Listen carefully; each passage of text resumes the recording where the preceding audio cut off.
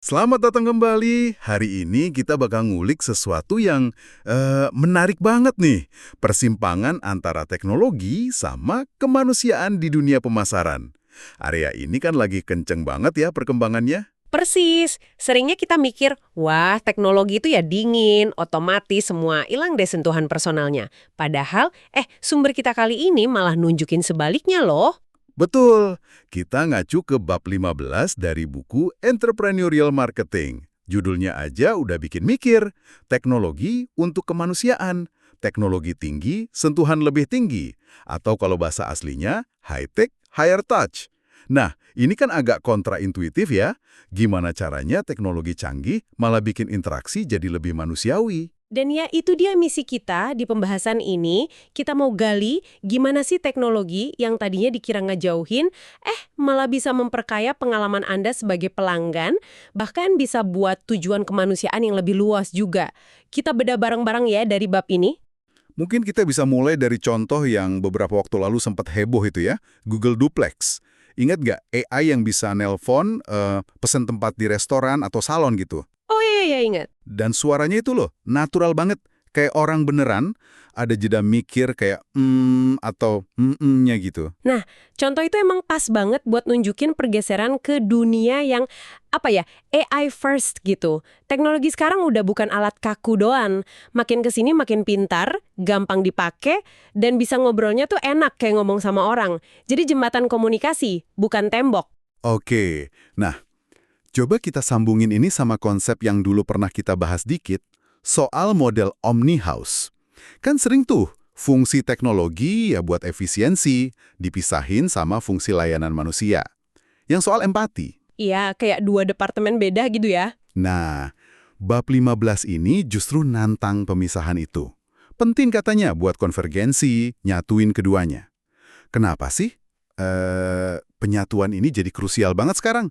Karena kalau diabaikan, wah bisa jadi blind spot fatal buat pemasaran. Kan disebut juga di bab 15 sama bab 1, kalau fokusnya cuma kejar metrik teknologi, kejar profit, tapi lupa sama dampak manusianya bisa jadi bumerang loh. Bisnis kan nggak jalan sendiri. Ada efeknya ke masyarakat, ke lingkungan. Ada contoh nyata nggak sih di mana kita bisa lihat ketidakseimbangan ini? Kita bisa lihat dinamika di sekitar Amazon misalnya. Di satu sisi, ya ampun logistiknya cepet banget, efisien, pengiriman kilatnya itu kan disukain banyak orang ya, apalagi pas musim liburan. Iya, praktis banget. Tapi di sisi lain, kan sering muncul juga tuh laporan keluhan soal kondisi kerja di gudangnya. Katanya tekanannya tinggi buat ngejar target kecepatan, terus ada isu angka cedera yang tinggi, belum lagi soal dampak lingkungan dari pengiriman super cepat itu. Nah ini kan nunjukin ada ketegangan nih antara prioritas efisiensi teknologi sama aspek kemanusiaannya. Wah iya juga ya. Kompleks jadinya. Terus, ada nggak contoh sebaliknya? Yang berhasil gitu nyeimbangin high-tech sama higher touch, atau bahkan higher purpose kalian? Coba lihat Cassava Bags Australia sebagai kontrasnya. Mereka pakai teknologi buat bikin produk, yaitu tas belanja, yang 100% bisa terurai, biodegradable, larut di air panas, nggak bahaya buat laut. Oh keren itu. Nah, ini bukan cuma soal produk inovatif, tapi dasarnya itu keyakinan mereka bahwa bisnis itu bisa jadi kekuatan positif, force for good. Jadi mereka berhasil gabungin profit sama tujuan lingkungan, nyambung sama SDG PBB, terutama yang soal aksi iklim, SDG 13. Teknologi di sini jadi alat buat capai tujuan kemanusiaan. Ini kayaknya nyambung juga ya sama perubahan konsumen zaman sekarang. Wah, jangan dianggap gampang. Pilihannya banyak, suara Anda lebih didengerin. Dan justru, karena konsumen megang kendali itu, perusahaan jadi, ya mau nggak mau, harus cari cara baru buat nyambung secara otentik. Disinilah higher touch yang dibantu high-tech jadi penting banget, iya kan? Bukan sekedar pemanis lagi. Tepat sekali. Udah jadi strategi inti. Aspek kemanusiaan, peduli sama isu sosial, otentisitas, itu jadi kayak mata uang baru buat bangun hubungan sama pelanggan. Dan ini mesti masuk ke model bisnisnya, nggak bisa cuma jadi laporan CSR formalitas doang. Lalu, gimana nih bentuk nyatanya konvergensi high-tech, higher touch ini di manajemen pelanggan sehari-hari? Katanya teknologi malah bisa memperkaya touch points ya. Gimana caranya tuh? Nah, ini yang seru. Ternyata teknologi itu bisa bikin interaksi jadi lebih personal, lebih responsif, tapi dalam skala besar. Contohnya kayak chatbot yang dipakai Mastercard. Oh, yang bisa jawab pertanyaan nasabah itu ya? Iya, teknologi AI-nya bisa layanin pertanyaan soal saldo, transaksi, bahkan kasih saran finansial dasar, kapan aja, di mana aja. Buat banknya ya efisien, tapi buat Anda sebagai nasabah, ini kan layanan personal yang cepat dan gampang diakses. Jadi AI di sini bukan gantiin orang sepenuhnya ya, tapi lebih kayak jadi support gitu, nanganin yang rutin-rutin biar orangnya bisa fokus ke masalah yang lebih rumit atau butuh empati. Konten marketing. Lewat platform digital, perusahaan kan bisa bagi-bagi konten. Ada yang menghibur, ngasih inspirasi, ngajarin sesuatu. Bukan cuma jualan produk ya? Bukan. Ini cara bangun hubungan, bikin orang tertarik, sampai akhirnya pelanggan itu jadi advokat merek. Konten yang pas dan jujur, itu juga bentuk sentuhan di dunia digital. Dan kalau udah ada advokasi dari pelanggan lain, termasuk konten buatan mereka sendiri, atau user-generated content, itu pasti efeknya gede banget ya. Testimoni, foto produk yang diupload pengguna, wah itu semua ngebangun kredibilitas sama otentisitas. Teknologi kan bikin gampang nyebarin konten kayak gini, jadi makin kuat efek sentuhan dari komunitasnya.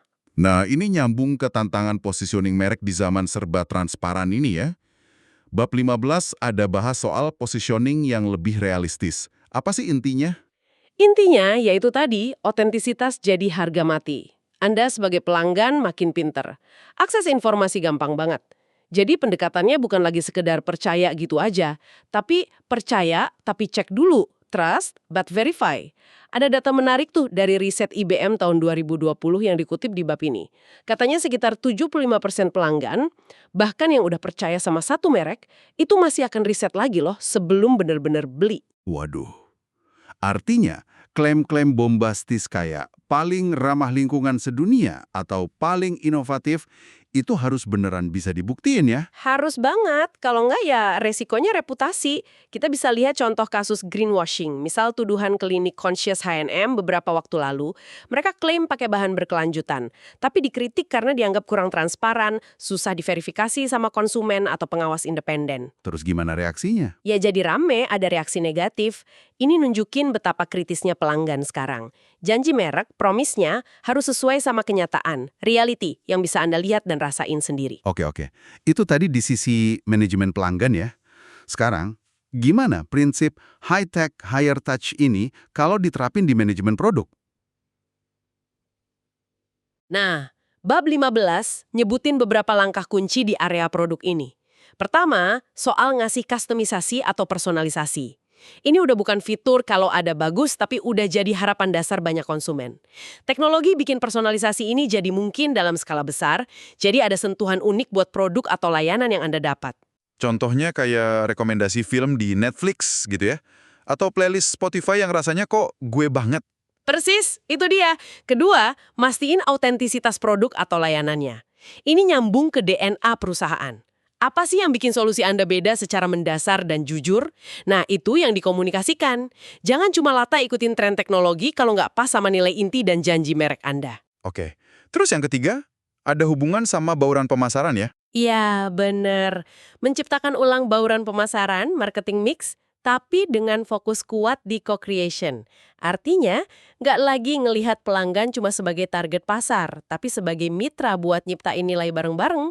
Ngelibatin Anda secara aktif dalam pengembangan produk.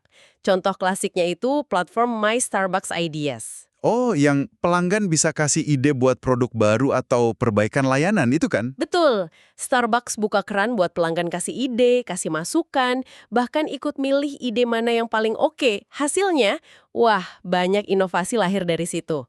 Mulai dari rasa minuman baru, fasilitas wifi gratis di semua toko, sampai pengembangan aplikasi mobile mereka. Wah, itu higher touch banget ya. Pelanggan jadi ngerasa didengerin, jadi bagian dari mereknya. Iya kan? Sekaligus ini pinter secara bisnis. Ngurangin resiko kalau launching produk baru ternyata nggak laku, terus neken biaya R&D juga. Jadi intinya pakai teknologi bukan cuma buat bikin produk, tapi juga buat menciptakan produk bareng pelanggan, biar hasilnya lebih pas dan hubungannya lebih kuat. Wah, ini cara pandang baru yang menarik sih. Nah, setelah kita lihat dampaknya ke pelanggan dan produk, pertanyaannya kan, gimana semua ini ngubah cara kita bangun merek itu sendiri? Bab ini juga nyinggung manajemen merek dalam konteks high-tech, higher touch. Ada beberapa poin penting nih menurut bab 15. Pertama, bangun karakter merek yang kuat dan terasa hidup. Justru di saat teknologi kayak AI makin jago niruin hak si manusia, merek Anda perlu punya kepribadian yang asli, yang konsisten, biar nggak kerasa datar atau kayak ngomong sama mesin aja. Karakter ini kudu kelihatan di semua interaksi. Kayak tagline naik, just do it yang tadi disebut. Itu kan bukan cuma kata-kata ya, tapi kayak nyerminin jiwa mereknya yang berani, ngasih semangat, ngajak bertindak. Kerasa hidup. Contoh yang pas banget itu, udah puluhan tahun tapi tetap relevan, konsisten di berbagai kampanye, termasuk yang angkat isu sosial kayak kesetaraan gender di olahraga. Nah, kedua, menanamkan rasa peduli, caring, yang tulus. Teknologi, terutama analitik data, bisa bantu kita ngerti kebutuhan dan keluhan pain points Anda sebagai pelanggan lebih dalam lagi. Bahkan kadang sebelum Anda ngomong. Ini mirip kayak Spotify yang katanya punya paten teknologi pengenal suara buat deteksi mood dari nada bicara, terus ngasih rekomendasi lagu yang pas gitu. Wah, itu personal banget kedengarannya. Itu salah satu contoh yang lumayan ekstrim ya. Gimana teknologi bisa dipakai buat nunjukin kepedulian proaktif. Dengan ngebaca pola bicara, digabung sama data lain kayak lagu yang sering diputer, Spotify pengennya ngasih rekomendasi yang lebih kena secara emosional. Ini higher touch yang dimungkinkan high-tech. Tentu, ada catatan penting soal privacy dan etika penggunaan datanya ya. Pastinya. Nah, poin terakhir soal manajemen merek apa? Membuka kolaborasi sama pelanggan dalam proses layanannya sendiri. Mirip co-creation di produk tadi, tapi ini lebih ke operasionalnya. Memberdayakan Anda buat ngerjain sebagian proses sendiri. Contohnya maskapai kayak Singapore Airlines. Mereka kan nyediain banyak pilihan buat check-in sendiri. Bisa lewat web, aplikasi, atau kios di bandara. Ada juga automated backdrop. Oh iya, jadi nggak perlu antri panjang ya? Betul. Ini ngasih Anda kontrol lebih, hemat waktu. Sekaligus beban staf di lapangan jadi lebih ringan, jadi mereka bisa fokus ke tugas lain yang lebih butuh interaksi manusia. Atau kayak sistem lacak paket atau pesanan makanan online gitu ya. Kita bisa pantau sendiri udah sampai mana secara real time. Itu juga bentuk kolaborasi yang dibantu teknologi kan? Tepat. Semua ini intinya ngelibatin Anda dalam proses penciptaan nilai, value creation. Jadi kalau kita simpulkan ya pesan utama bab 15 ini. Teknologi itu bukan musuh sentuhan manusiawi, malah sebaliknya. Kalau dirancang dan dipakainya benar, teknologi itu jadi alat yang kuat banget buat nguatin hubungan, bangun kepercayaan yang asli, dan ngasih nilai tambah yang relevan buat Anda, pelanggan zaman sekarang yang pinter dan peduli. Efeknya kerasa di semua aspek pemasaran, dari manajemen pelanggan, produk, sampai merek. Kayak yang coba digambarin di gambar 15.3 di buku itu. Wah, kesimpulan yang kuat ya. Jadi high-tech sama higher touch itu bukan milih salah satu, tapi kayak simbiosis gitu. Teknologi bisa jadi enabler yang ngebantu munculnya sentuhan manusiawi yang lebih berkualitas dan berarti. Dan ini mungkin bawa kita ke satu pemikiran penutup nih, yang bisa Anda renungin lagi, yang akarnya dari diskusi ini. Gini, kalau AI dan teknologi makin jago niru interaksi manusia, bahkan mungkin nanti susah dibedain, tantangan etis baru apa ya yang muncul buat dunia bisnis? Gimana caranya mereka bisa mastiin kalau sentuhan tinggi yang dibantu teknologi ini tetap tulus, tetap bangun kepercayaan jangka panjang, bukan cuma simulasi interaksi yang canggih, tapi ya kosong gitu, tanpa empati beneran. Teknologi ini benar-benar ngelayanin kemanusiaan, bukan malah sebaliknya. Sesuatu buat kita pikirin bareng-bareng nih.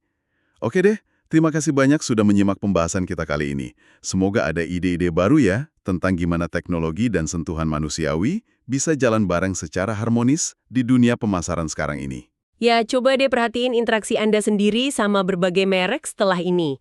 Di mana Anda ngerasain gabungan high-tech, higher touch yang pas, dan di mana mungkin rasanya masih kurang. Pengalaman Anda itu data paling berharga loh. Sampai jumpa di pembahasan mendalam kita berikutnya ya.